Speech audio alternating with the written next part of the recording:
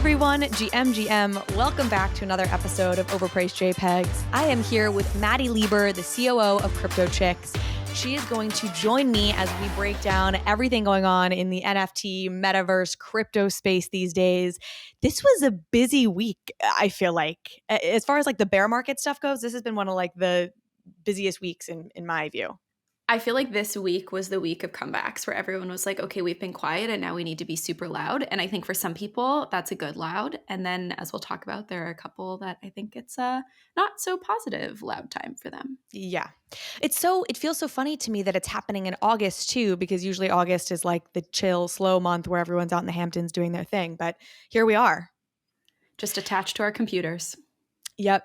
Okay, so we are going to actually kick off today talking about some things happening in the non-Ethereum ecosystems, some big Solana projects we would be remiss to not mention, the Avalanche scandal that has broken. I really want to break that down. I know you and I have both been like kind of obsessed with this in like, you know, like it's celebrity gossip or something. I want to do like a rapid news round. I mean, Ticketmaster and Flow have a partnership, some art news coming out of ArtBlocks, Proof, Artifact had a drop, mixed reactions there, like lots and lots of stuff we're going to get through. But before we do that, we do need to hear a word from our lovely, lovely sponsors. MetaMask is the leading Web3 wallet to get you access to everything you need in Web3. If you're just getting started on your NFT journey, you need MetaMask. And if you need to fund your MetaMask account in order to buy that NFT that you've been eyeing, well, now you can do that directly through MetaMask. Just click the blue buy button on the home screen. Personally, I'm mad that I've spent extra gas fees transferring money from Coinbase to MetaMask in order to buy NFTs. I've been using MetaMask directly, and it is so much better. You can also buy stable coins and native tokens from Ethereum, Polygon, Avalanche, CeeLo, and others, and you can do it directly with your debit card, your credit card, through Apple Pay or Google Pay. And there is now an improved buying experience on MetaMask Mobile. You'll only see tokens that are in your region, so it's personalized to you, and you'll get real-time quotes, so you know you're always getting the best deal. If you haven't downloaded MetaMask yet, what are you waiting for? Go try it out. You can learn more about buying cryptocurrencies with MetaMask at metamask.io/buy-crypto. Immutable X is the layer 2 platform for crypto gaming. Immutable offers massive scalability with up to 9,000 transactions per second and instant transaction confirmation. No more gas fees, no more waiting around for your transaction to clear. Immutable's zero knowledge rollup finally unlocks the world of crypto gaming. Immutable X is the only gas-free NFT minting platform with over 26 million NFTs minted, all with zero gas fees. With the power of Immutable, gaming developers don't also need to become smart contract developers. They just need to plug in to Immutable's API and instantly start unlocking the full potential of crypto assets inside of games. This is why world-class companies and projects have decided to deploy on Immutable X, like GameStop, Ember Sword, Planet Quest, Illuvium, TikTok, and many more behind the scenes. So start building your game on Immutable X today at immutable.com.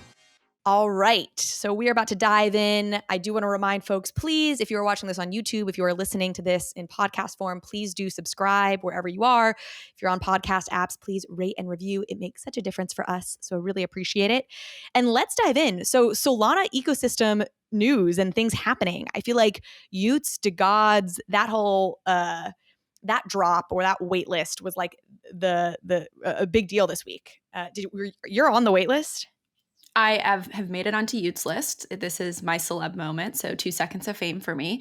It's really interesting. I mean, so the whole project is, I think, kind of like a case study in some ways. So they originally started and they had this like quote unquote, as they call it, bitch tax for people who listed below the floor. That wasn't received super well, but they had a really strong core community.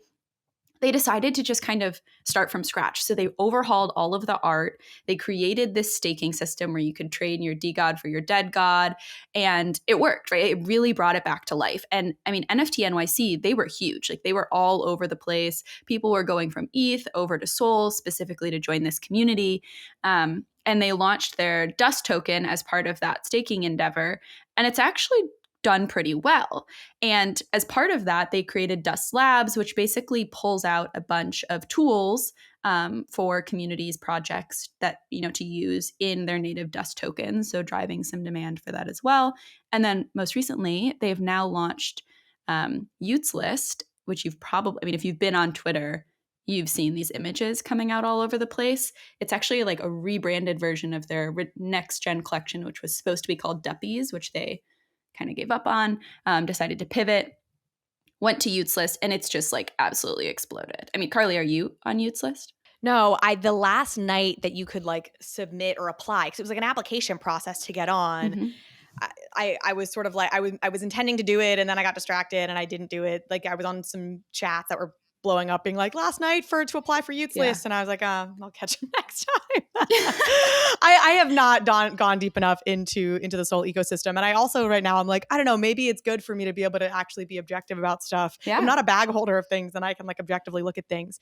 What do you think? Do you have a sense of like what has made the community so strong? I know these things are always so hard to like really quantify, but I think they just really leaned into a strong, clear brand, right? And so everyone who's in that community is really closely aligned with the brand. They have some cute culture things like their shoey, which is drinking out of a shoe that they've really embraced. Like during their NFT NYC party, they had an ice luge that was a shoe that people were taking shots out of. And I think that they've just created a really fun home base for people in crypto. And that matters right now. People really care about that. And then on top of that, they execute really well, right? And so you have people that are in it for the culture that are sticking around. You have people who are here for business acumen reasons sticking around. And I mean, that's kind of the magic sauce.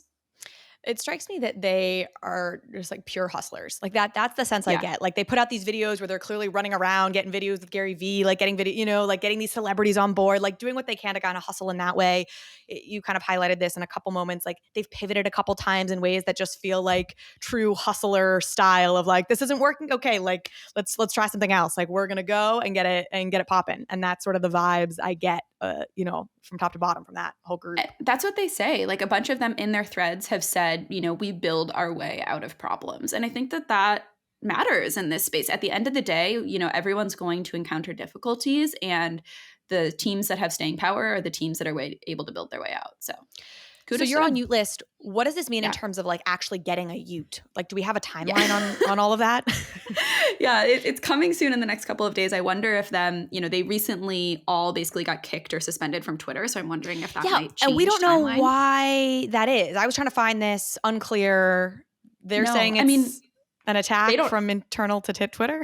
I think that was mostly a joke. Like I think that's a conspiracy theory joke. But I mean, maybe, who knows these days.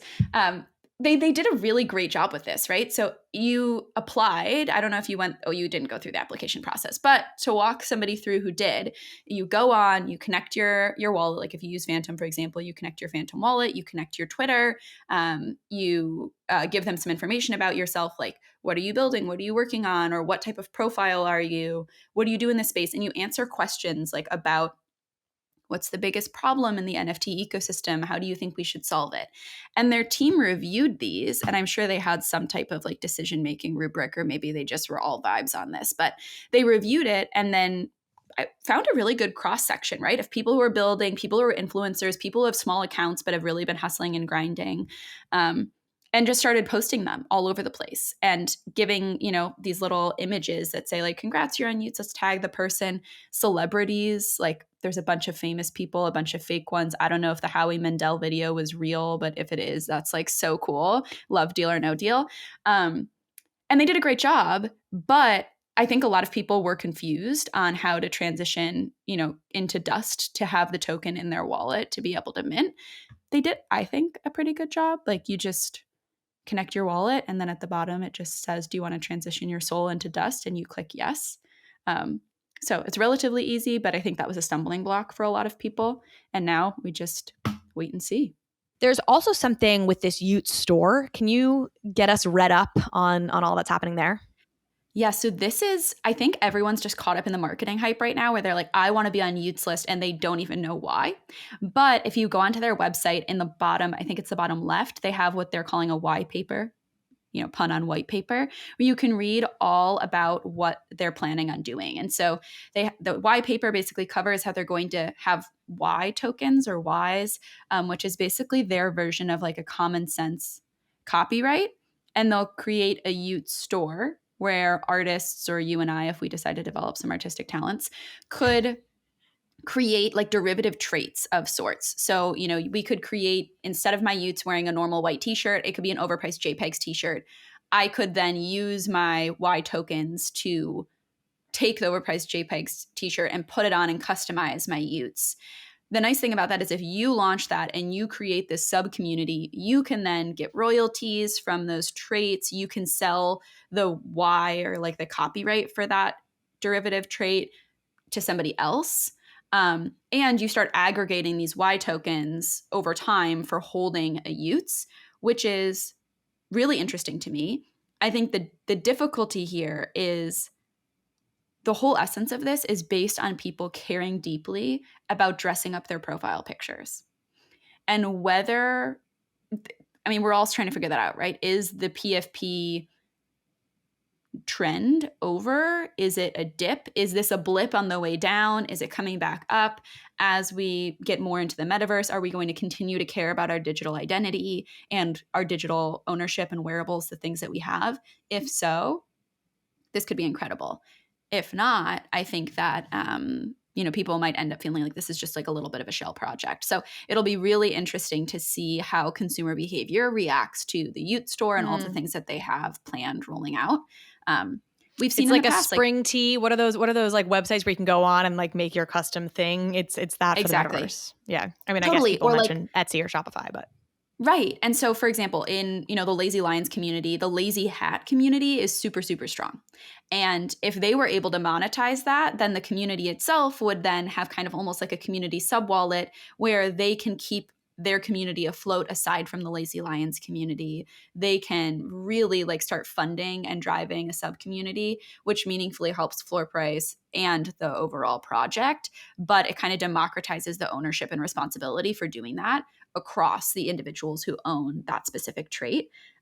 So it's all very, very interesting. I almost wish it were happening like 4 or 5 months ago, but it's great that it's happening now. It's interesting that it's on Solana, and a lot of people from the ETH community have been brought over. So yeah, I mean, if it can thrive now, that's wildly bullish. If it gets activity and really, you have a lot of people participating in this, I think that's super bullish for the long term, because we obviously are in the less active part of this cycle. It's also continued use case for Dust, which is the This DeGods is what I was going to ask. token. I was actually going to ask you the difference between Y token and Dust and how those two interact.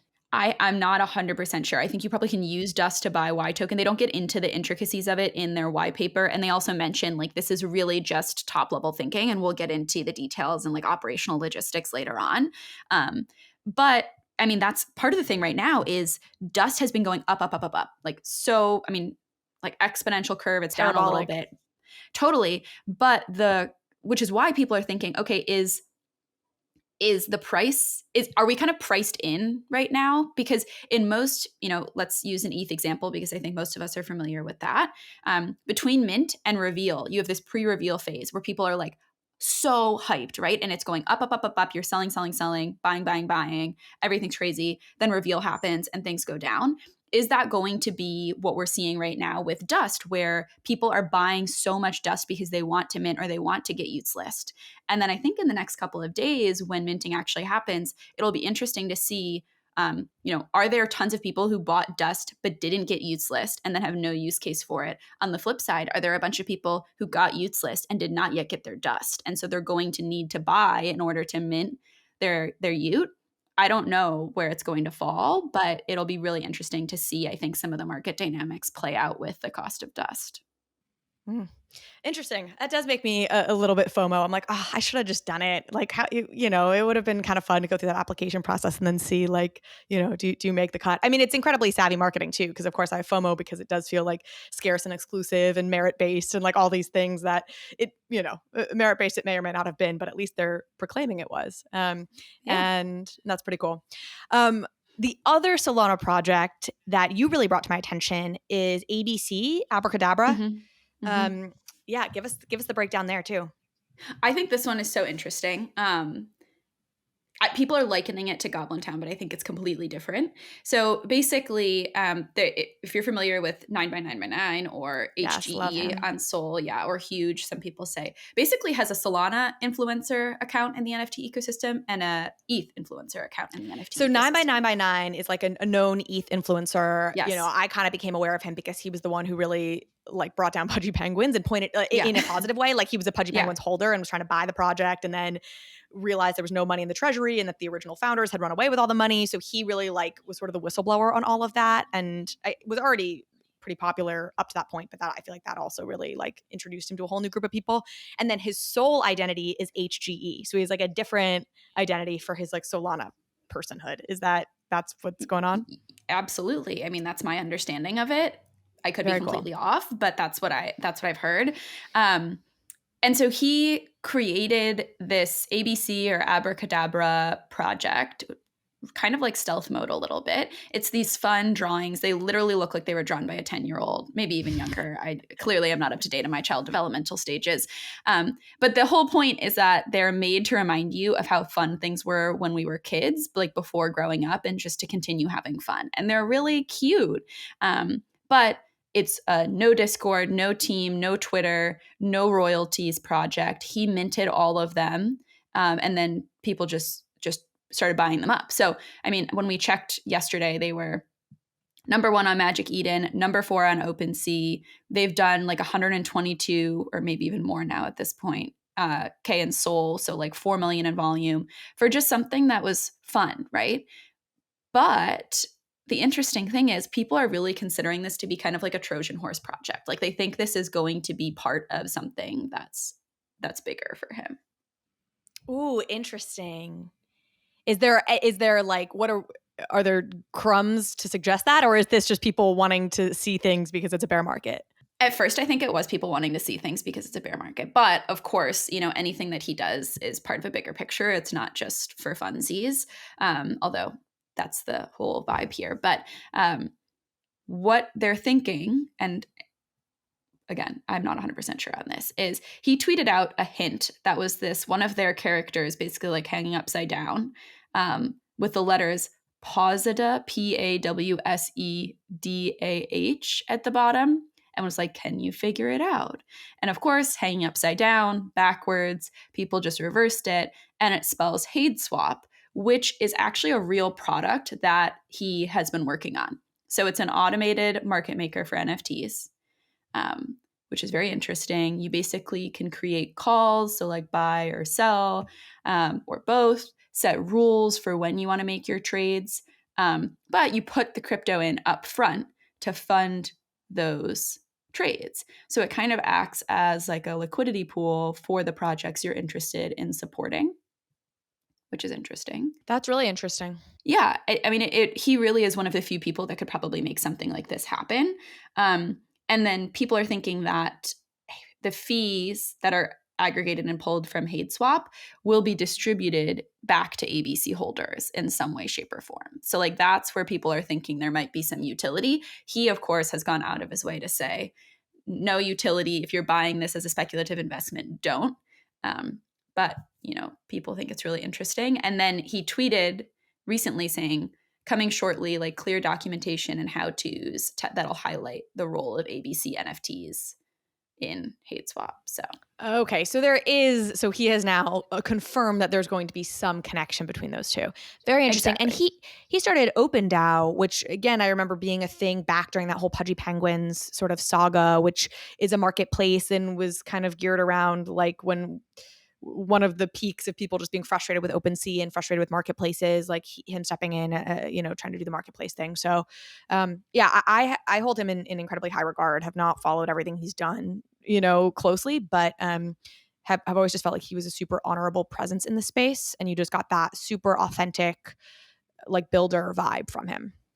Totally. And I think that's kind of why people are really on board with this, because he has the influencer perspective going on. He himself is a market maker, and he's not only building tools, but also community. So I think he has this really interesting cross-section of skills that, is what we need in the space right now. So I'm really excited to see where this goes. I obviously, classic FOMO, wish I bought one earlier. So here we are. Of course. Yep, absolutely. Before we dive into the Avalanche scandal again in our sort of alt-ETH dive here, let's just back up and do kind of the macro picture. Would love to hear your perspective on sort of where the market is right now and what you're observing from a trend perspective. So I think right now is this period of what are you building? What are you doing? We need to see some real work product from the project teams, which totally makes sense, right? The euphoria bubble that we were in for a long time has popped, and people are looking to see real output. I think the difficulty here is the vast majority of things that project teams are working on are bigger bets. They're not things that you can roll out piecemeal in milestones. And they're also not things you can talk about publicly. So I think a lot of projects are struggling to find this balance of how much fluffy content posting engagement do we do while we work on these things in the background? And how do we find a way to break these out into smaller chunks that we can push out? And I mean, we'll talk about some of these later on, but I think that's a problem for projects both big and small, which is nice to see that it's pretty consistently applied across the ecosystem. Yeah. Well, let's just say what to me comes to mind when you say that. And we were maybe going to save it for later, but like Doodles, Yeah. which I assume they're building. And I've been such an open fan of Doodles in this podcast, not a holder, but just think they've executed incredibly well. So I feel pretty confident they've got amazing things going on, but they are getting hell on social media for just being so quiet. Like they're not tweeting at all. And it feels like the community is feeling betrayed and like they're not getting the updates at the rate which they've come to expect them or want them. I think part of the problem with that is something that I also experienced on Crypto.Chicks, right? And so this is a much different project, smaller in expectations and funding, obviously. So the type of work that we're doing is very different. But the community was so angry that they weren't hearing from us regularly. They don't even need it to be significant updates. They just wanted it to be regular updates. And I think that's what we're seeing from a lot of the dialogue right now on Doodles is people are saying, it's fine if you're back there building in the background, but you need to be present, right? Like we need to see you and hear from you. There were some people who were tweeting like, do they even still work on the project? Which is obviously like so dramatic. So, I mean, they're there. The problem is also people never are happy in this ecosystem, right? Like they always want the next thing.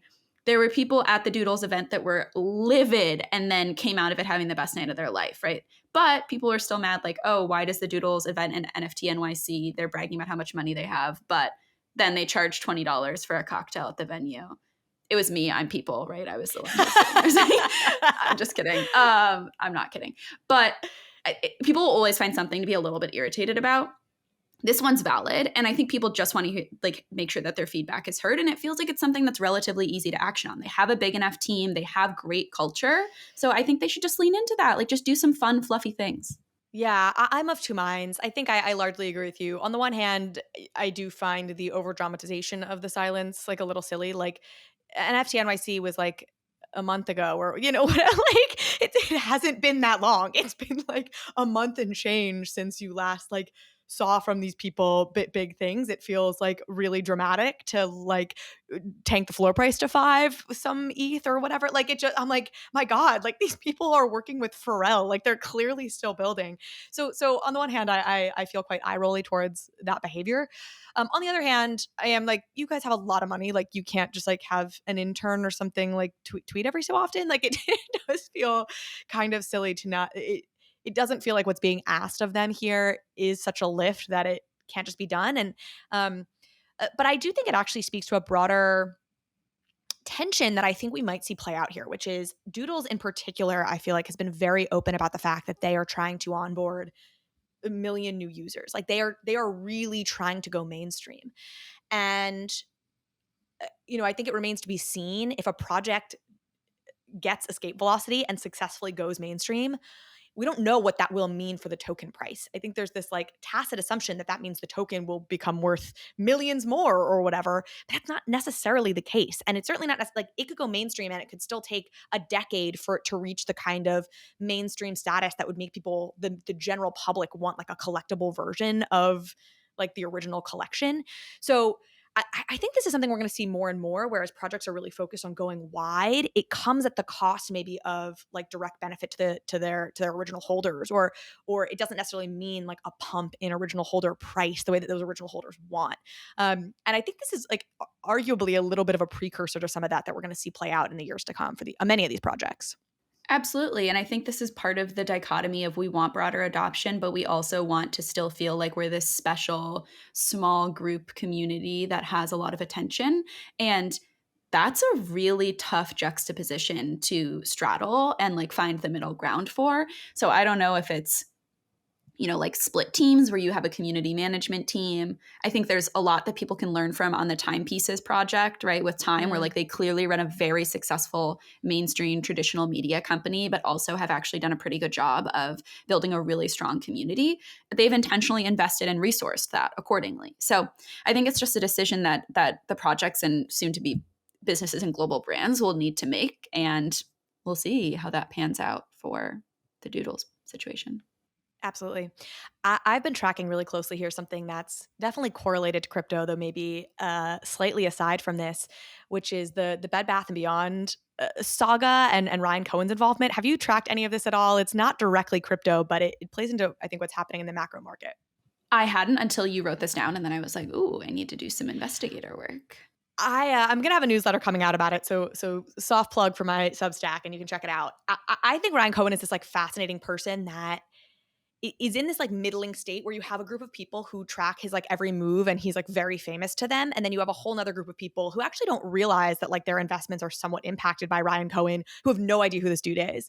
To the extent that people know him, they might from the GameStop situation that happened at the beginning of last year. I love talking about this. I was like, again, glued to my screen when the GameStop run up and like short squeeze happened and Melvin Capital fell. And it was just such a like, I don't know, microcosm of this change that's happened culturally in the world and sort of among our generation. And Ryan Cohen was at the center of that because he had begun buying up GameStop shares. And he ended up acquiring, I think, like 12% of the company, has become chairman of the board, and is really like pushing this shift for GameStop into the digital world, specifically with NFTs, and they're partnered with Immutable X. And I think they have really interesting things happening on that side. I actually talked to Robbie Ferguson, who's the president of IMX, about it on another podcast we do together. So soft plug for that, I suppose, Between Two Layers, go check it out.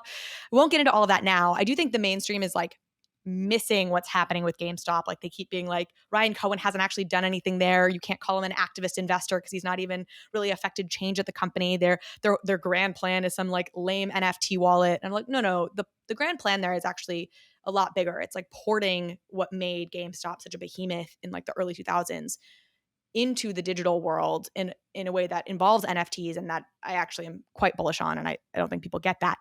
Anyhow, though, the reason I bring it up now is we saw like a pretty significant dip. I think it was like, on the order of 20% or something in Ethereum and broader crypto on August 18th, which is the day that Ryan Cohen, who had been buying up Bed Bath & Beyond shares earlier this year, and people were expecting like the same sort of thing that played out with GameStop to play out with Bed Bath & Beyond because he'd acquired 10% of the company.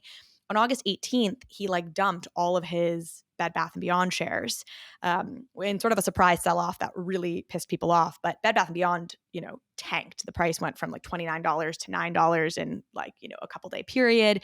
And just super correlated to, well, soft crash. I'll use that lightly because it was a 20% dip, and we see that kind of thing in crypto. But in the crypto markets, and I didn't see that many people kind of attributing these two things together, but they felt closely linked to me, of like crypto and meme stocks being these two very tightly correlated asset classes. And the market overall fell, but it was like 3%. Like it was at a much smaller level. So anyway, I'm sort of right now trying to dive into just like how the macro markets move across like equities and crypto, and been having a fun time just diving into the Ryan Cohen world because it's I don't know, I find it fascinating.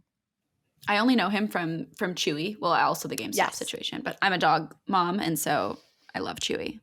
But yeah, it'll be very interesting to see how much these, it continues to stay coupled with traditional equities versus like starting to split off. And I think we're starting to see a bit of that already. Yeah. Yeah. I know. We'll track it. Okay, let's get into the one that you and I are most excited about. Oh, yeah. Which is Avalanche and what the hell is going on over there. Do you want to give us the high-level overview? And then I think we should go through the accusations systematically and each give our take and sort of give folks a sense of like each of the points sort of one by one. But like, want to give just the high level for anybody who's missed what's happened here? I will try. I mean, this is wild. I feel like we're watching like a very poorly produced spy movie play out in real life. You know, it's crazy. Okay. So this is a little bit of a web. I sent Carly a drawing that I made the other night. Well, we should put it online and like link to it in the show notes, because I actually think it will be helpful for folks to see that. I felt like I was like in Beautiful Minds. I was trying to keep track of all of this. Hanging things on the wall. You've got literally. It was, anyways. Okay, so Ava Labs was founded by Eamon Goonsir, colloquially known as Goon. And they, in the early days, worked with a lawyer named Kyle Roche, who founded a law firm called Roche Friedman. That is confirmed, right? Like they know that they worked together in the early days. Roche got a bunch of Ava Labs and AVAX, which is Avalanche token, which has now become, you know, hundreds of millions of dollars worth of equity. So that's okay, makes sense. What has now come up is this mad connection web, because Kyle Roche was recorded in private conversations saying some, at best, questionable, at worst, like illegal things. And that spun up this whole disaster. There was a Crypto Leaks article that came out. There's tons of content on Twitter. And now people are trying to figure out, like, is there nefarious intent that's going on? Is Kyle Roche and Roche Friedman representing Ava Labs by basically suing all of these other crypto companies, including like Dfinity and Solana, in a way that is like basically kind of, I would say, like illegal activity. So let's take this. Okay. Let's go deeper by going one by one. I have a list here, but I think you nailed that, obviously, from a high level. Crypto Leaks was the first people to like break this story, and it was this long article interspersed with these video clips, these secret recordings of Kyle Roche, and the Wait, really article quickly itself. Yeah. These video clips, if you have not watched them, you should go look at them. The article is written with a lot of sensationalism. The video clips are so interesting. They're clearly like hidden under somebody's jacket with like voice disguised. It's wild. Anyway, sorry, Carly. It's totally, I totally agree. Again, I was like, I was just riveted by this whole thing. Yeah. So it's this long article interspersed with these videos, and there's definitely a lot of like editorializing. That's where like the corny spy novel feel vibe comes in, is because this article from the jump is just like it does not establish credibility for itself. Like it's like, and for the first, I would say, I don't know, quarter of it or something, I was like kind of rolling my eyes. Like they're trying to create drama where it doesn't feel like there's that much drama. But as you keep going, you're like, oh, I don't know. This actually does increasingly feel like where there's smoke, there's fire, and there's clearly just like a lot of ickiness pervading this whole situation. Okay, so let's go through this systematically. So first accusation, it's true, you just talked about it, is that Ava Labs and Kyle Roche are very close, and that Kyle has a lot of AVAX. Do you hold any AVAX, by the way? Should we say that? I do. Disclose? I do, yeah. Okay. I mean, I should disclose. I do hold some AVAX. It's not worth a lot anymore. It used to be worth a decent amount. I will also give the caveat that Goon was actually a professor at Cornell, where I went to school. My boyfriend went to school. He was my boyfriend's professor and advisor to their hacking club. So I'm not like friends with him, but can we sidebar this? Does Evan have thoughts on Goon? I mean, he had a great working experience with him. It was wow. You know, during like 2016 when Bitcoin was popping, and he was going all over the news talking about crypto. And I mean, he just seemed like somebody who was super passionate about crypto and the change it could bring in the world. So, I mean, we don't have anything that's like salacious or even sensational to say about him. He was just a professor into crypto. Professor. Yeah. Part of the accusations, and this is again where it's so editorialized by the article, is like, oh, Goon has this like Satoshi complex where like he fancies himself, like he's jealous of the founder of Bitcoin and wants that kind of credit. And he wants that credit because he himself did not achieve like the academic success he wanted to. He was never like a tenured professor. He was like an assistant professor. Did any of that ring like true for you? You're like, no, this is I don't know what his professor status is. I'm also not a psychologist or a psychiatrist. Like I can't, maybe, I don't know. I mean, there are so many clips of him on like mainstream media news outlets talking about how great Satoshi is, like how great Bitcoin is as an innovation. So I think it's like kind of you just pick and choose. Like I'm sure people could make up any conspiracy theory they want about me based on some of my tweets. I have no idea. It could be true. It could be completely false. To me, that one's like a lot of supposition. If it almost delegitimizes everything else they put out in that article because you really have to connect like A to Z rather than A to B. There were a number of moments like that. And there's been some things that have seemed to have been totally debunked. Like they claimed that Kyle Roche was funded by Brad Garlinghouse, who runs the law Boys Schiller, which is defending Ripple and the lawsuit against Ripple. And this article says that Brad Garlinghouse gave like a seed investment basically to Kyle Roche for Kyle to start his law firm. And Brad Garlinghouse has come out and been like, not only have I not invested in Kyle Roche, like I literally have never met the person or spoken to the person. I have no idea. And I'm inclined to believe him and be like, okay, again, another doc against this article. So that's all to say, take this all with a grain of salt. But okay, so Ava Labs and Kyle Roche are very close. I think clearly that's true. Kyle says in these videos, coming from his mouth, he lived periodically with Kevin, who's the CEO of Ava Labs. Which again, could be true, could not be true. I don't know. I don't have their rent or their mortgage information. Totally, but that is something that Kyle himself could said. Be. That wasn't something that Totally. the article like editorialized. So yes. Kyle would then himself be lying. But yes, totally could be true or could not be true. And the thing that is so clear to me about them being close is like it is very easy to validate that he has now, equity that's worth like hundreds of millions of dollars. That is something that is irrefutable. Like, I mean, I guess I haven't done the wallet digging myself, so it could be refutable, but it seems like something that would be really easy to disprove.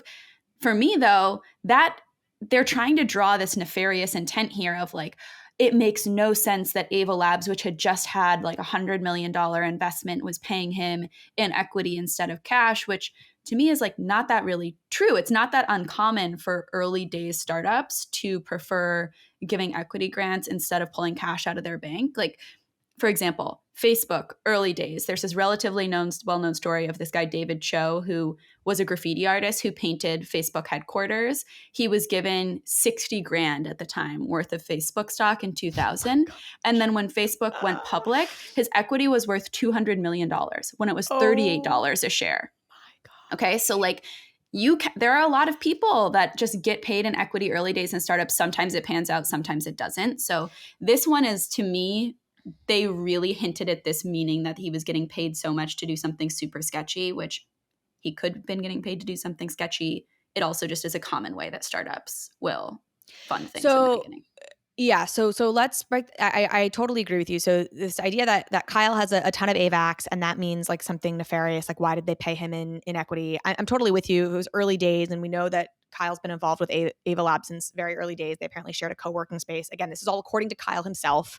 In video. And with that being said, Kyle in video says that he is like the third largest holder, like of equity between coins and this and that, which again could not be true, but I'm believing him when he says that because again, that wasn't editorializing coming from this article, and that did read to me like that's a lot to pay your attorney, right? Like it does feel like you're probably doing something that's just beyond your kind of typical legal work if you're that large of an equity holder. Now he was an advisor to them, quote unquote, in the early days. Again, also kind of beyond just a lawyer. So we'll get into that. So let's go there. Okay, so the second accusation here is that Kyle basically sues competitors to Ava Labs with a couple of intentions. I think as a side benefit, it depletes their resources, it distracts their teams. It's obviously not good for a company to be sued, and in theory, that helps Ava because it's their competitors that are, having that problem.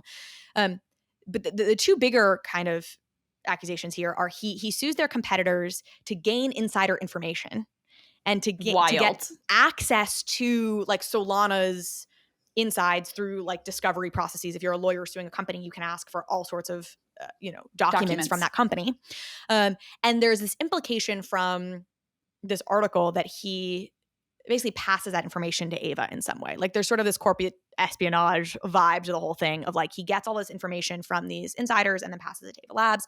And then finally that he sues these companies to put a mark on their backs for regulators and to keep regulators from going after Ava because he's guiding a horse to water kind of thing, guiding regulators to look at Solana, to look at Definity, to look at other companies that aren't Ava Labs.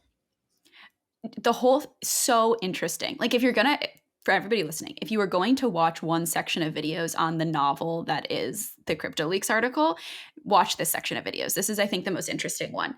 They ask him point blank, like, why are you, he says he thinks he's one of the top 10 crypto experts in the world. And they basically, whoever this is in the video, which we can get to later, says, like, why do you think that? And he flat out says, I sue all of these companies and I get access to all of their insider information, which he says in the video. What he does with that, I don't know. It's kind of implied. That part is, in my mind, I'm not a legal expert, at best unethical, really confusing and interesting. But then I think the other part of this, which you brought up, is the regulator's perspective. I would like to believe that that entire governmental agency is smarter than to be completely influenced by, I don't even know how old Kyle is, like 30 at best? Yeah, maybe. I don't know. You know, like I would hope that he isn't able to influence things that much, but maybe he is. I totally believe he could. I think regulators have no effing idea what's going on with crypto, and they don't know where. No, I'm really serious. I don't think they know where to look. And unfortunately, I'm not a fan of this guy, but I also don't think he's an idiot. And I think it's easier than any of us would like to think to kind of manipulate regulators or turn the knobs there if you care enough. Because the truth is, like, just so many people don't care enough. So if you have like a couple actors that care really hard and are willing to kind of cross lines or at least bump up against lines, like, you can get a lot done, which is unfortunate. So I want to talk about this passing kind of insider information along to Ava Labs, because this is where I think there's a lot of editorializing. Like, you know, the article itself really spells out the discovery process, the piece. They really get detailed, like, oh, in the discovery process, you can get Slack communications from these companies, you can get all sorts of insight from these companies. And they really imply that, like, Kyle's definitely sort of passing this along to Ava Labs. And I think this is where it's not entirely clear.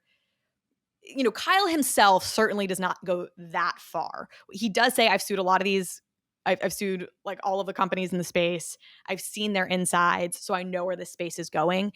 And it does seem to me, like, given how close he is, or he claims to be, if that's to be believed, like if he was literally living with the COO of Ava Labs, the idea that he wasn't giving them some level of information. Now the question is, like, is it, you know, how material is that info? But it does feels very, very shady. Just so questionable at best. Like, yeah. Now it's interesting because this is something, the like suing their competitors thing is something that both Ava Labs and Kyle himself have really come out against. Specifically, both of them have seemed to say, like, that Ava was not happy with Kyle going after Solana. You know, and what they're trying to position this whole thing is, like, these are two totally separate entities. You know, like, Kyle has his law firm. Sure, he's represented me at times. Yes, he's represented Avalanche at times, but, like, you know, there's no secret pact between us, whatever. And in fact, Ava Labs has, you know, they've come out and said, like, we were upset. And actually it's been a point of contention between us that, like, they went after Solana. Kyle himself says, oh yeah, they actually didn't like that I was going after Solana. I think that there's like a truth is in the middle here scenario where that may be true, actually. And Solana being such a direct competitor to Avalanche, like, I feel like those are the two you see kind of mentioned side by side all the time. It's possible that the Ava Labs team did feel like this would call attention to the relationship, or like that it like would maybe look too bad. On the other hand, it's, to me, feels quite clear that he probably did go after, like, Craig Wright, who claims he was Satoshi Nakamoto and had a coin, Bitcoin Satoshi's version, BSV coin. Kyle sued Craig and it kind of tanked the BSV token value. And the whistleblower here claims that when he went to Kyle's office, there was a picture of Craig Wright that Goon of Ava Labs had given Kyle to celebrate taking down Craig Wright. So to me, the truth is in the middle scenario is that Ava Labs has absolutely encouraged Kyle to like go after some of their competitors and has sort of celebrated that, but that there may be a couple individual cases where Kyle acted of his own accord and went after Solana, for example, and Avalanche actually felt uncomfortable with that. Only because they were so specific in both saying they didn't want him to go after Solana, and they didn't really correct any of the other like surrounding narratives. I think that the Craig Wright photo is just so interesting to me. Like, I just have to believe that you're not stupid enough to send, I mean, Goon specifically, like, you found a huge crypto and company, and yet then you're going to be as petty as to send this like multi-layered profile picture to your competitor. It's just, the whole thing's like so weird. I just find that so hard to believe, although it could be true. I have no idea. I totally believe it. I think these guys are arrogant sharks. Ego? I 100%. I think Yeah. these guys are very behind the scene sharks. So let me add one thing and then I want you to finish your thought, Maddie. But like one of the other accusations is that Roche Friedman and Kyle Roche were also going after the personal enemies of Goon, one of whom was this social media NFT like commentator in Turkey, Goon's Turkish, who made some joke or went after Goon, you know, kind of personally on social media, and that Kyle had this Turkish guy served papers the moment he landed in Miami, and he had it filmed, like they were suing him, but they couldn't sue him in Turkey, so he came to the States for some reason, he came to Miami for some reason, and he was served papers, and that Kyle filmed him getting served papers and sent that video to Goon, and that Goon watches it like once a month, you know, because it's so satisfying to him to watch his like personal enemy get served papers and be shocked and embarrassed and all these things. And I buy that. Like, I think like that, just there's a picture there that I am inclined to believe, because for Kyle to be totally making that up just doesn't really make sense to me. Like, you know, I don't know. Yeah, but he could be stretching the truth, right? So he's sitting in this, for all of the videos, he's sitting in what looks like a conference room. They have some stuff blurred out. He's clearly trying to sell himself and impress. And then, I mean, they say that, right? They literally, or maybe they don't say this in the article, but the person who is in the video, who's doing, maybe who's not doing the recording, but is participating in the conversation, went on Twitter and posted screen grabs of emails from Kyle to him saying, like, I think we'd be really great partners. So there's a very clear, like, sales approach going on here, which, I mean, you usually stretch the truth a little bit when you're trying to close a deal. And so there probably is, like you're saying, some truth in it. Like maybe Kyle sent that video to Goon. Goon was like, haha, happy to see somebody who made up a lie about me is, you know, being held accountable. I don't know. Again, I don't know everybody's like psychological profiles here. But I think the other interesting thing is whether the question is Ava Labs basically passing down an edict to Kyle or like Roche Friedman law firm to be doing the things that they're doing, right? Like that's the core question here. It could be the fact that there's an edict. There could also be the fact that Roche has so much money and such a vested interest in Ava being successful that he goes off and does these things on his own accord to make sure that his, you know, hundreds of millions of dollars of cash cow gold at the end of the rainbow continues to grow. Alternate viewpoint. I'm having like 6 competing thoughts at once. I'm like deciding where I want to go next. I totally get it. I think you're right. I think the primary takeaway here is like we can't know really anything for sure here because the people pushing these videos clearly have a very vested interest in taking Ava Labs down and clearly have it out for them and have sensationalized this in a way that the tapes themselves don't directly back up. We're not seeing the full tapes. We're seeing snippets of them. Could be taken, he's, I'm sure, taken out of context at times, Kyle. We also don't know how trustworthy Kyle is and the things that he's even saying in the videos because he, to your point, is like clearly trying to impress this guy. But there's a lot about this that like definitely stinks. And, totally.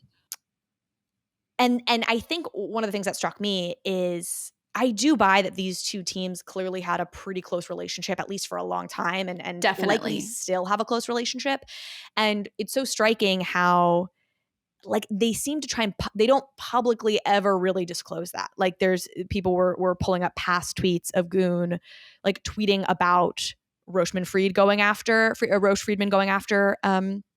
Tether and filing a lawsuit. And Goon had this whole tweet. I'll pull it up here and like read it. Where he's saying, like talking this is about a monumental. This is a monumental lawsuit against tether-based manipulation of cryptocurrency prices. The law firm behind this lawsuit is absolutely top-notch. They just recently won the largest default judgment in U.S. legal history for $5 billion against you-know-who. I don't know, is that Craig right? They are crypto-savvy like no other firm, and they have a track record of explaining difficult concepts in the courtroom. crypto Twitter is like whatever the case might be, and however the court might find this outcome, this suit will bring an unprecedented level of transparency to Tether, and that's something that everyone can agree is a good thing. Like things where now really knowing some of this information, you're like, oh, this feels weird. Like this is your law firm that you've now admitted is your law firm, and like and somebody who may actually have. That's the thing. Hundreds of millions of dollars worth of AVAX and Ava Labs equity. Like it's tremendous. My final takeaway here. Oh, God. I was just going to say, and how funny is it that it's who? Like, is this Voldemort? Are we saying he who shall not be named? It's like so. Yes, I know. I don't even know who he's talking about there. I don't have because this was like months ago. So it's from October. Oh, it's years ago. It was like October 2019. So I guess it probably wasn't the Craig Wright situation because that was the Craig Wright was much more. That's even better. We don't even know who. We don't know who. We don't. Yeah, exactly. No, I literally don't. There is a brand new staking feature in the Ledger Live app today. We all like staking the assets that we're bullish on, and now you can stake 7 different coins inside the Ledger Live app. Cosmos, Polkadot, Tron, Algorand, Tezos, Solana, and of course, Ethereum. With Ledger Live, you can take money from your bank account, buy your most bullish crypto asset, and stake that asset to its network, all inside the Ledger Live app. Through a partnership with Figment, Ledger also lets you choose which validator you want to stake your assets with. And Ledger is running its own validating nodes, offering a convenient way to participate in network validation, and it even comes with slashing insurance. Ledger Live is truly becoming the battle station for the bankless world, so go download Ledger Live. If you have a Ledger already, you probably already have it, and get started securely staking your crypto assets.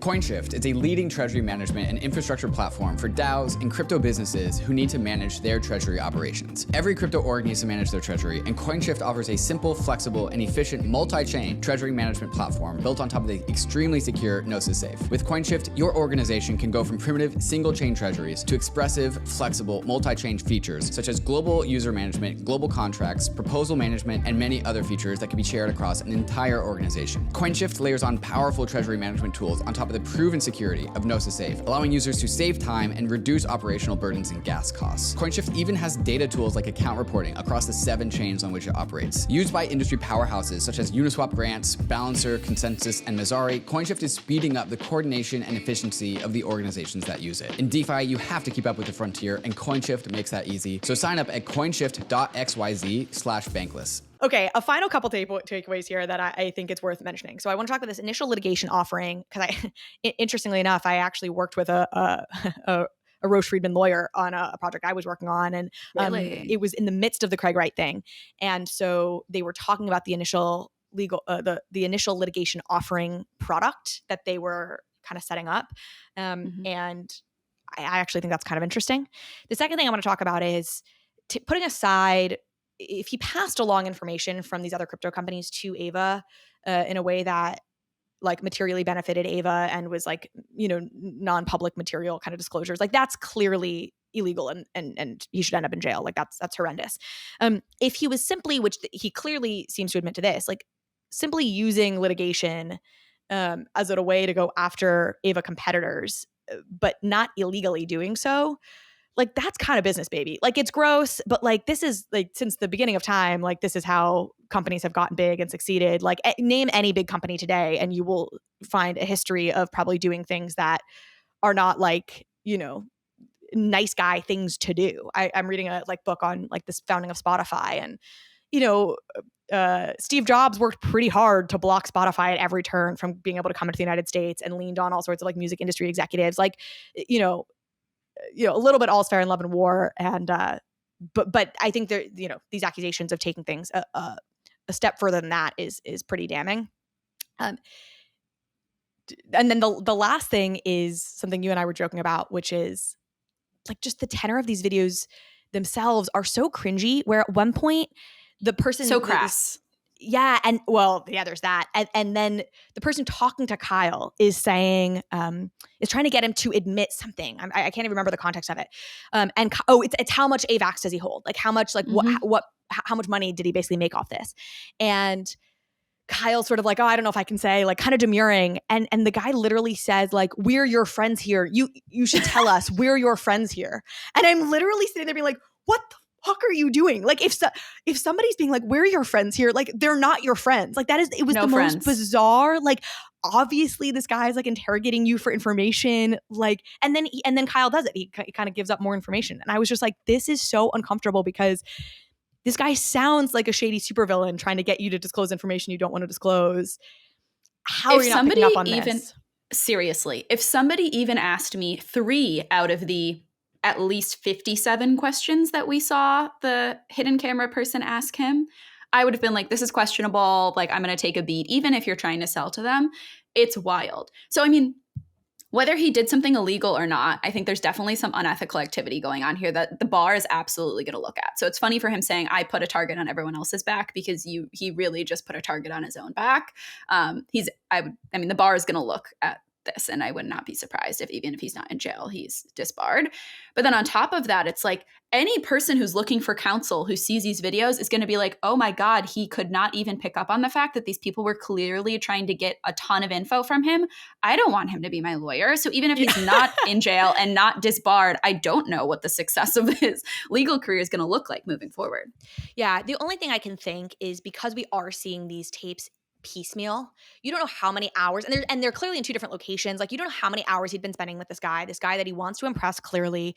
You know, this could have been a 10-hour, like over the course of 10 hours where there's a lot of like non-shady stuff happening in between, and all we're seeing are the suspicious moments. We're being like, what the heck? You know, he also, like Kyle in his response is like, I've been drinking. So I don't know, like that looked like it was in a conference room. It didn't look like he was drunk, but like maybe he's had a couple beers and his like just like cognitive reasoning is not functioning at its best. Like, you know, I'll give him the benefit of the doubt, but it's so like awkward to watch because it's so clearly like it just so clearly sounds like a setup from our vantage point.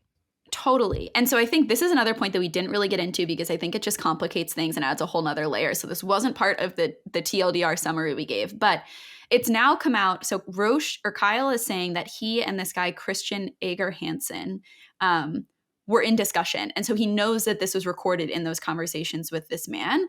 And he's saying that Christian Ager Hansen is working with Dfinity, which is a company that Kyle has a pending lawsuit against.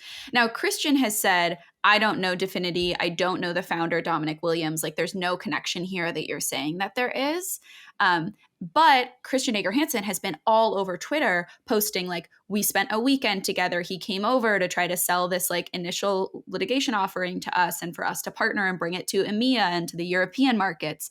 So it seems like this was during that weekend, like it's identified and pinpointed when this all happened. So you're right. Like they were spending an extended period of time together. You probably do end up feeling like you trust people, but that's a whole extra, very interesting added layer here. I didn't realize that Christian was denying that he had any affiliation with Dfinity. That was really Completely what came up in Kyle's it. response. And Kyle posted some articles, like a Financial Times article. Did you look at these that he had put in his response that were sort of, I think, backing up his story that Ager Hansen, or I guess Mr. Williams Norwegian Christian Ager Hansen, with a string of spectacular business failures and a Trumpian fondness for fibbing, has made a hostile bid for Britain's Johnston Press. I'm a street fighter, notorious one-time open text pursuer, set sight on media empire. So like all of these people, frankly, to me just look gross. Like everybody coming out of this situation has some dirt on their hands, and it is just, again, icky. Like so bad.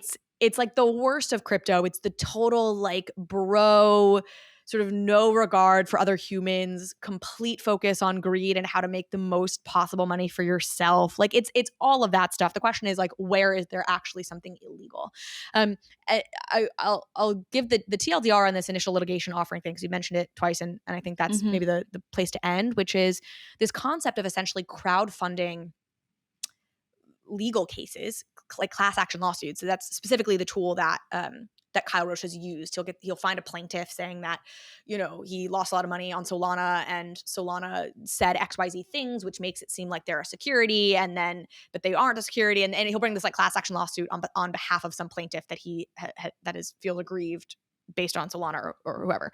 And so these initial litigation offerings, which they did for the Craig Wright situation, is crowdfunding money for a legal case where there's the potential for really big payoffs. And then if there is that really big payoff, you know, splitting it or, you know, proportionally giving it out to the people who funded it. So this is actually a security, and they're using Republic for this. So Republic is it's called Regulation CF, Regulation Crowdfunding, and Republic is one of the companies that's like authorized to do these Reg CF offerings, where if you're raising less than $5 million, you can actually issue a security to retail investors as a way to crowdfund. And so they're doing this through Republic. It's called this, and that's actually kind of an interesting concept to me. I don't know if all of the outcomes from this will be terrible, because it's just going to make people super litigious in scenarios and like put a bunch of innocent people in a lot of pain because they're having lawsuits against them that maybe they don't deserve. But it's also playing on this idea of just like, the risk reward, like kind of unequal asymmetric reward potentials, like the Craig Wright situation. I think it was like $200-300 million or something that were like up for grabs on the back end of this, and you're putting up a few $1,000,000 on the front end. So there's just this asymmetrical reward thing happening that, from a purely like financial instrument perspective, I think it's actually a very interesting concept. I really feel like you could have a whole episode with a bunch of lawyers talking about On this ILOs. As a concept, where they see it going. Yeah, what's legit about this? What's problematic? I tried to get my Roche Friedman lawyer to give me his take on all this, but he has not responded. I'm sure he's not very surprised. busy. He's probably right going now. through some stuff. Yeah, I don't know. And again, I'm not trying to implicate him. I don't know what he just worked there. Like, No. I'm sure there's plenty of Right. innocent, non-icky people who are at Roche Friedman. Okay. Anything else you want to say on this? I mean, we really could probably talk about this for like an hour more, because it's there's just a lot here. I'm just living for this, I have to say. Like, I borderline considered setting up tweet notifications for all of the people involved, just because I want us to have to date on this. Yeah. I'm in the same boat. I will be tracking it very closely. Okay, let's move on though, sadly, to some of the other things, because there is so much happening in the space right now. I think we'll go a little bit more rapid fire on some of these. Muse sold their 1,000 NFTs that they had released as part of their latest album drop. And I talked about this on the show previously. This is really interesting because those 1,000 NFTs count now towards their chart numbers in the UK, right? So that's like 1,000 extra record album sales, that will be counted towards where they land on the UK's like, best-selling album charts. And this is something that's it's happening through a company called Serenade that is saying they've pioneered this new kind of NFT called a digital pressing. My big question is, I don't really understand how much this is just like a marketing ploy and how much they've actually done something interesting or revolutionary from a tech perspective. And I've actually tried, I've talked sort of on Discord or members of my team have talked on Discord with members of their team. We've been trying to set up a call so I can get some clarity on this, but it's just been like, they're not based in the US. And so it's been kind of hard time zones to connect up. Either way, I think it's a total win for the space. Obviously, that anything related to NFTs now counts towards the charts. It's just it's another incentive for artists to release NFT albums as part of their broader release strategy. Absolutely. I mean, this, again, I don't fully understand the technical side of this. I read through their FAQs. They have some really good info on there. Like, it's on Polygon, which is great, right? Like, lower cost associated. We love to see that. It looks like when you buy a digital pressing, it goes into a custodial wallet on in Serenade, but can very easily be transferred out, which is great, right? That lowers the friction for normal people to get involved and buy in this way. All in all, like, that's kind of my main takeaway from this, right? We're moving from strictly nesting in the collectible use case in a world to functional mainstream use cases where this actually counts towards their chart numbers. There isn't a huge barrier to entry. And all of this that removes that friction is just the best possible thing that could happen to us. So even if it is really clunky right now, it is such a step in the right direction. Mm-hmm. Speaking of music, the VMAs happened. Eminem and Snoop Dogg did a video and a performance with Bored Apes that was resoundingly mocked on the interwebs. I think even the NFT community was like, yeah, this was cringy. I mean, I was at Ape Fest when they did like their first performance and showed their first music video, and I was obsessed, right? I was like, this is so cool. Then we watched the VMAs with my boyfriend's family, and they were all like, I don't get this. It seems like a very like not 100% their video game, and I'm not fully understanding. I think it's great that they actually were on stage at some points, right? Like I think that's really helpful. I think people just wanted it to be less of a video recording and more of a true metaverse activation. Like I think that they kind of missed an opportunity here by not having a space in Otherside for people to go and watch this like quote unquote live, right? Like that was a really great opportunity. Still awesome for the space. I love that we have them involved. I think they're great advocates and champions, but I think that there was just like a couple missed opportunities here. Probably logistically not possible, right? Like Otherside is still in early dev. So anyways, that would be my takeaway. Yeah, my understanding too is that this opportunity came to them like this kind of VMA opportunity came to Yuga Labs like a little bit late in the game, a little bit too late for them to execute at the level at which they're usually used to executing. Absolutely. And I'm like, you know what? Fair. You're not going to turn down the opportunity to be in the VMAs, so you got to go for it. But it then means there's a limiting factor on like what you can actually achieve if you don't have like 2 years to plan for this. Right. Like there are major production companies that do most of the visuals and performances that you see in the VMAs. This was done by an NFT project, right? Like that is in and of itself incredible. Yes, the Eminem subreddit was an absolute dumpster fire and it was so funny to be in there. But I mean, it's great. Like even my parents texted me and were like, oh my gosh, like people are texting us about NFTs because of the VMAs. And so now my mom is like, thinks that she's like the next big crypto influencer. So, I mean, this stuff matters. It really does. And frankly, we're still in the meta of the world hating NFTs. So even if this had been perfect and executed at 100%, people were still going to hate on it because people have like an ideological commitment to disliking NFTs right now in this space, which I totally understand. And we will move past that. And, you know, that like this will not be seen as like weird in generations moving forward. They also, the VMAs, oh God. I was just going to say, Google search trends during the VMAs for things like Bored Apes, NFTs, Metaverse, Otherside, right? They were all up. So whether this was cringy or not, was it the absolute best it could have been? Maybe not. But so many people now know about this that didn't before. And isn't that kind of what we really care about? Totally. And the VMAs, speaking of this, they also had a Best Metaverse Performance category this year. Blackpink won that.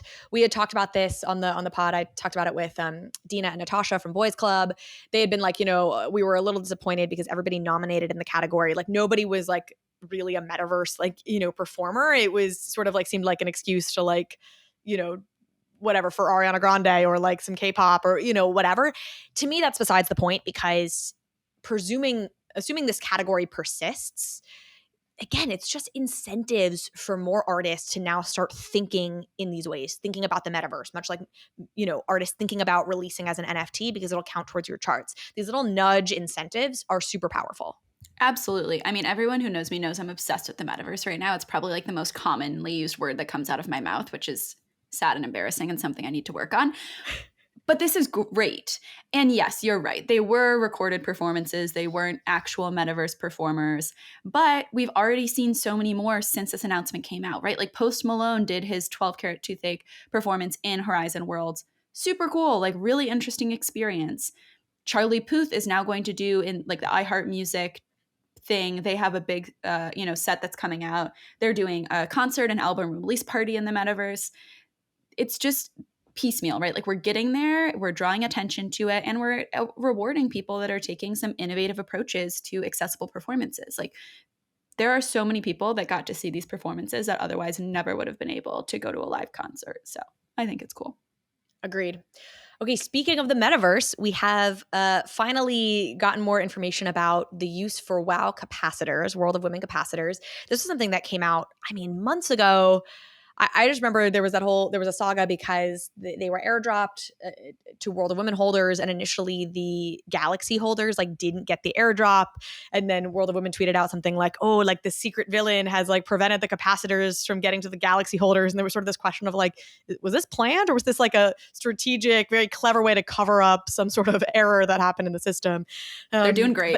They're doing great. But now everybody has their capacitors, and you can basically redeem your capacitor for a virtual apartment. It's a partnership that WoW has with On Cyber, where there's blue capacitors, I believe, for World of Women holders, green capacitors for Galaxy holders. If you hold both a blue and a green capacitor, you actually can redeem them both and then get a portal that connects your one world to the other.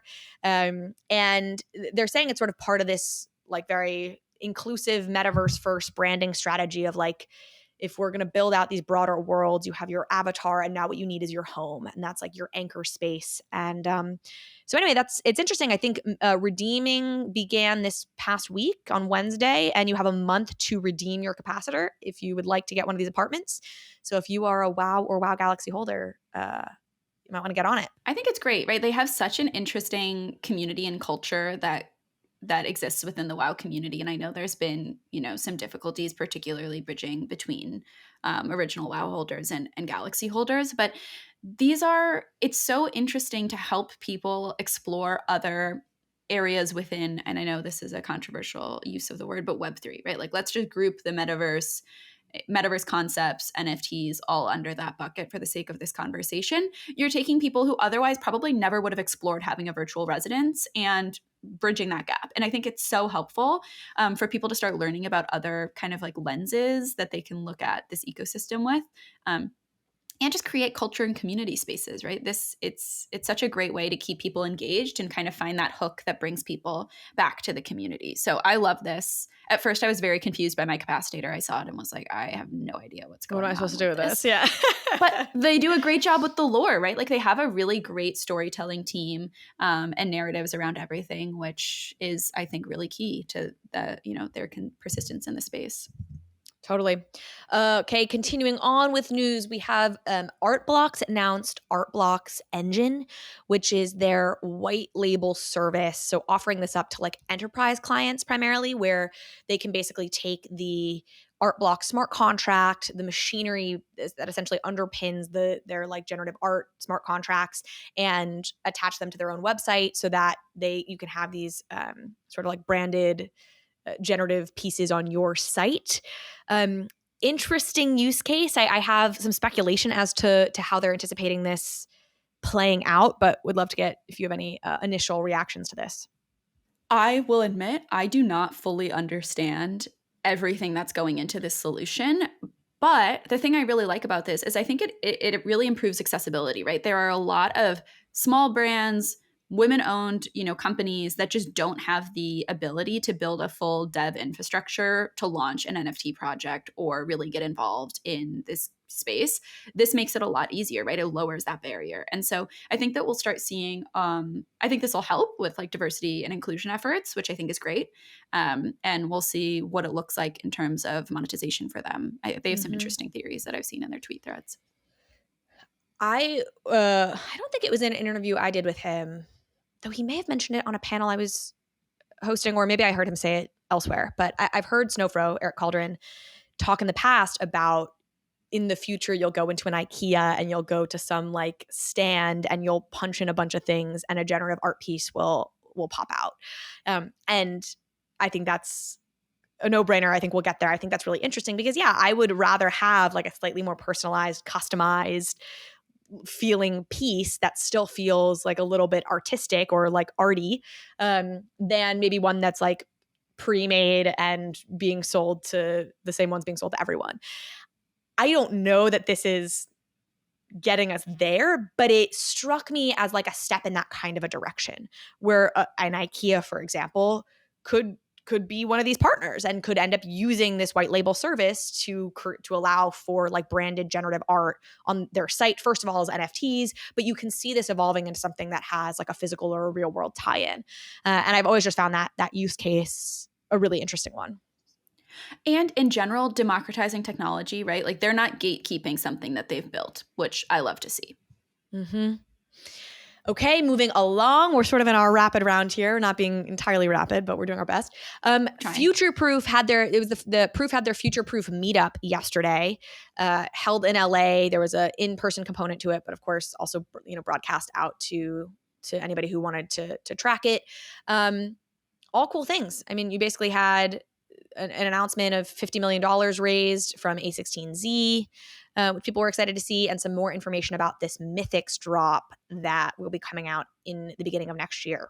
Are you what's like your relationship to Proof? Are you a holder of anything? Do you track it closely? Just not a holder, just a stalker, I would say. So Yeah. I just follow along with everything. I mean, they're doing incredible stuff. And I think that that is really like a power play community. Bringing in the IRL meetups component is definitely something that people see as a nice to have rather than a need to have, but it's so undervalued and overappreciated. Like people love it, right? It is so important that everyone gets to meet others in this space. And part of the value of this community is the incredible other people involved. So I'm really glad that they're leaning into that a little bit. I think it's something that's oftentimes falls to the wayside or isn't prioritized by teams that A, have like a lot of money, and B, are just working on really like requiring high execution and focus work. So I was really happy to see that they did this. Mm-hmm. And to your point, I think one of the takeaways for some people was, okay, everything really that they're talking about, the Mythics drop, which will include oddity holders. Oddity holders will be able to burn their oddity for a Mythic, and you'll have just as much of a chance as a Moonbird holder to get a rare Mythic, which people liked, is sort of democratizing the holding there. They also were making some announcements about High Rise, which is their sort of tech product side of what they're doing.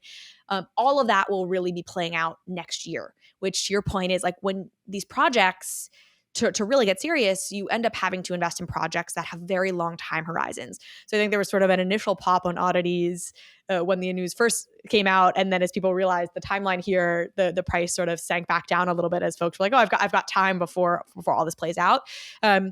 But again, not to pit any projects against each other, but in contrast to Doodles, they're being really communicative about these timelines and saying, hey, these things are coming, but it's not going to be until next year. And then people can know that they just need to wait. I was curious to see, I was a little nervous for them because there's been, some backlash against Moonbirds and Proof in the past couple of months, expectations that weren't met. And I felt like the expectations were so high, it felt like on this particular FuturePROOF meetup, because people were disappointed because of the fanny packs and this was going to be like the redemption moment. I was worried if they were going to be able to live up to people's hype. But it feels like they did. It feels like the community is really happy about this. They feel really satisfied by what's come out of it. And I haven't seen a lot of FUD. So good for them. Yeah. And I think there was a lot, obviously following the announcement on, their approach to copyright and IP, like I think that there was a lot of concern from the community on the way that things were communicated out. And so seeing them make a really strong pivot and over-index on over-communicating, I think that's a really strong signal for a lot of people that had concerns. Mm-hmm. Actually, while you mentioned licensing there, another thing that I'll flag and won't perseverate on, but Miles Jennings and Chris Dixon of A16Z came out recently with their Can't Be Evil NFT licenses. I'll probably talk more extensively about this at some point because I've been tracking the licensing thing pretty closely. Had some lawyers on here talking about it. I think it's fascinating to see how it's going to play out. But essentially, they have developed 6 NFT in mind licenses with the goal that these are things that they're posted on Arweave and they can be like linked directly within the metadata of NFTs so that they really travel with an NFT from person to person. That's one issue that exists right now is to the extent that projects have licenses at all, they tend to live on the company's website and as a second order, third order, secondary, tertiary, et cetera, purchaser, you're not necessarily forced to encounter that terms and conditions or that license at all. And so it's very unclear, like, have you really opted into it? Like there's all sorts of kind of legal questions here. So having licenses on chain, and it's an awesome win. This is something that they're enabling. And then having these sort of 6 standardized licenses that map to what we're seeing in the NFT community is also great coming from a respected voice like A16Z. This is great. One thing I wanted to flag that I thought was kind of interesting is so they have these 6 different licenses. They have exclusive commercial rights, non-exclusive commercial rights, and termination for hate speech, personal use license with termination for hate speech, and like a CC0 license. And this termination for hate speech, the way that's, maybe it's a wording thing. I have to dig deeper into like the specifics of what each of these things say, but it's like really hard to imagine projects looking at all of these and being like, we're going to opt for the one that doesn't have the termination for hate speech. Like if you opt for the identical license that just doesn't have the termination for hate speech clause, it does sort of feel like a condoning of hate speech, just given the nomenclature of these licenses. And I'm like, sort of an odd way to go to choose to name these things this way. And what's the point in even having the non-termination for hate speech licenses? It's I don't know. It strikes me as funny as somebody who hasn't actually dug into the language of the licenses yet. So I can't speak to that. I mean, listen, I love that they're being comprehensive in their archetypes that they've built out for the potential licenses. Like, I think that that's great. I agree. Yep. And perhaps maybe that's part of their intention, is to like shift behavior so that people really understand like how you can be mindfully restrictive. I could see a lot of projects moving in the direction of like, oh, we actually might have had the open one that did not have the cancellation for hate speech, but we didn't know it. And so now we want to adjust to this new archetype. It's also just bringing so much awareness to I'm not well versed in this, right? I would have no idea what the nuances and differences are. That's why we have a legal team for this. And I think a lot of other normal consumers just wouldn't know. And so like lowering that barrier of knowledge that's required to make informed decisions is so important. And this is the type of foundational infrastructure that we need in this space in order for broader adoption. Yep, totally agree. Okay, Artifact dropped merch. This was also something that I felt like had very mixed reviews on the interwebs. My read of the situation is you have a group of people who think the execution was excellent in terms of you had these avatars modeling the different merch. They looked awesome. It was kind of like a hot drop. But very expensive. It's like $300 for one of these hoodies. And I think you have a lot of NFT holders that feel like, oh my gosh, I've spent all this money on this NFT just to have the right to spend another $300 on merch. Like, what the heck, man? Are you an Artifact holder? Where do you fall on this? I'm not an Artifact holder. Yet again, just another stalker, which is clearly a problem. I have a tough time with this because this is exactly what they promised they were going to be doing. This, they said they were going to be working with, obviously, Nike, high quality, high output, right? I mean, the execution is incredible. They have AR filters that you can use on Snapchat to like style yourself with the items. There is so much that they've built into this, and the production output and the quality is just incredible.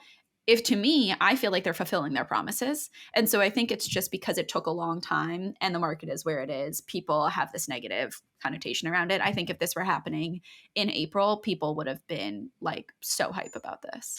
It also speaks to, I think, this misconception, for lack of a better term, around like, well, I bought this for $15,000. I need to get my value for that. And it's like, okay, well, these weren't minting for $15,000, right? Artifact didn't tell you to buy this thing for $15,000, right? Like, or, like you bought this thing on a secondary because of a run up, and Artifact received whatever they received of that, right? 10%. I don't know what their royalty structure is, but like, we saw this happen with Proof, where they were like, I spent $30,000 on a Moonbird and you gave me a fanny pack. And it's like, well, again, like, Proof only got whatever they got of that, and they have 10,000 holders. Like, there's people need to adjust their expectations about how much free shit these projects can realistically give away to 10,000 holders. And we have not gotten to a happy equilibrium on like what healthy expectations for projects are. I also think that this just came about at an inconvenient time, right? Like there was just all that reporting about how Nike made $185 million off of NFTs. So I'm sure you're sitting there and you're like, you made $185 million and now you're charging me $300 for a hoodie. So I get it. The optics of that are bad. Yeah. Yeah. Timing, unfortunate. Output, incredible, right? Like what they've done is great, and it's exactly what they said they were going to do. And I mean, that's what we want. We want people to meet the expectations that they're setting, or exceed, in my mind, which they did. Awesome. Last thing that I am super excited about, and we'll be tracking pretty closely, is this Ticketmaster Flow partnership. So Ticketmaster is integrating Flow for NFT tickets. Dapper obviously has partnerships with the NFL, the NBA, Warner Music, and others. This is a huge win for Flow. I mean, Ticketmaster is the behemoth in this space, and I have to say, I don't have all the details on this just yet, but like, I'm surprised by how quickly Ticketmaster has made this move. I thought it was going to take longer for Ticketmaster to kind of make a move into NFTs. I mean, these types of strategic partnerships across major companies take so long. So, I mean, who knows how long this was in the works, which means that they were already like so interested in this and really early on. And they've chosen the best possible partner, right? Like Dapper Labs has a proven track record of churning out really great partnerships with large, cumbersome, and not super effective organizations. And I think unfortunately Ticketmaster probably falls into that. They just are a huge company. It's going to be really difficult for them to be agile in this space, but they've chosen somebody who I think is going to be not only a great technical partner, but also kind of advisor and shepherd as they enter into the NFT ecosystem.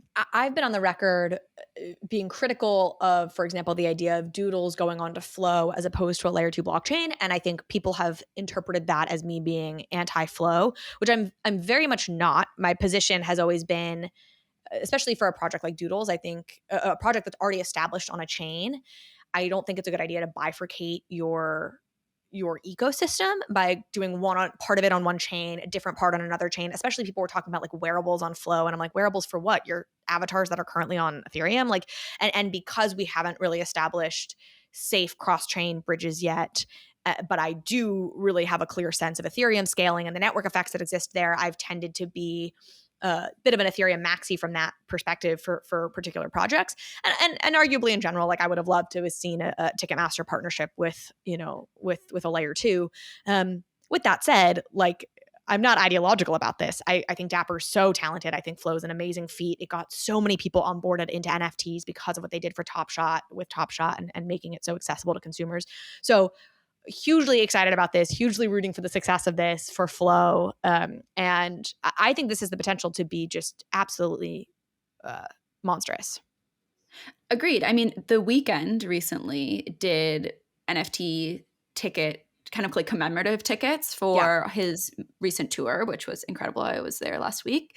And they had like Binance things on the seats. It was really like they had leaned into this a lot as the first crypto powered tour. And that's what we want to see, right? Like, I can't even imagine how many people were there who had like never heard of this or thought it wasn't legit, or were like, I don't care about a colorful cartoon profile picture, but I do care about being one of, I don't know, 100,000 people who have this commemorative NFT for this like very specific instance of an artist that I care about, right? Mm-hmm. And so I think seeing more and more of this and having a partner like Ticketmaster makes these so much more accessible, which is awesome. Mm-hmm. And I guess I'm checking here. I had somehow missed. I knew the NFL for the Super Bowl last year had issued commemorative NFT tickets. I didn't realize that was also a Flow partnership with Ticketmaster, but this is apparently that actually it was the two of them together for that as well. So Ticketmaster's been in this for a little while now. What I'm excited to see is when they actually move, and my hope is that this of course happens, to tickets themselves being NFTs, as opposed to simply doing this sort of like after the fact you get this like commemorative NFT thing, which don't get me wrong, I think that's hugely valuable too. And I think over time is going to really just drive the adoption of NFTs and wallets. And that's what we need, because that's when you have the network effects of people owning wallets, that's when the social signaling piece really comes in. Because if it's mainstream to have a wallet, then you're checking other people's wallets, you're seeing the concerts they go to, you're seeing the coffee shops they frequent, et cetera, et cetera.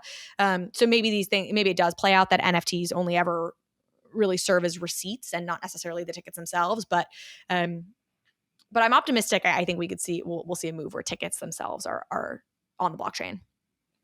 It's not going to get done without a partnership like this. Whether it gets done with a partnership like this, time will tell. We'll see. Yeah, but I think it's great. Madi, thank you so much for joining me. This was a blast. You are just fantastic. We'll have you back, I'm sure.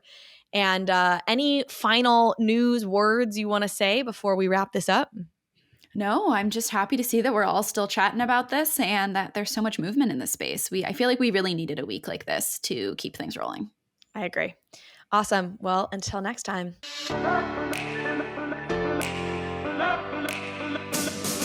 Thank you so much for watching this episode of Overpriced JPEGs. If you liked this conversation, if you liked this episode, please go ahead and hit subscribe. It helps me out, it helps the show out, and it means you will get alerts and updates when we post new content. Thanks again.